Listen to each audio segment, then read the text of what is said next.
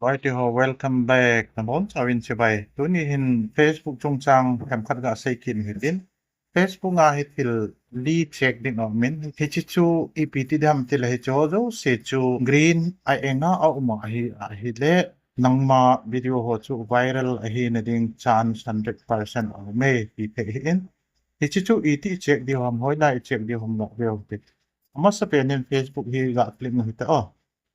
Facebook ngay lu na hele ti hin ang umin velaw chun chi hi veilang panga logo hi ga kling katin chi kling nga hele ti hin ang umin tol to se men lang che hin velaw chun professional dashboard at story noi don ta hin about the umin about lai hin click le che about hin click jo ting le tol to le chun hin tol to win lang cha hin velaw chun profile transparency akitin Ichen see all hi ga click lechon. See all hi ga click mo hiti.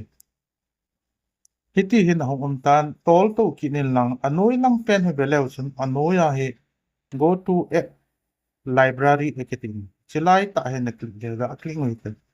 Hiti hin hong kitan belew sun tol to bin lang siya hi anoy lang hi belew sun system status ekitin. System status lai hi ga click lechon.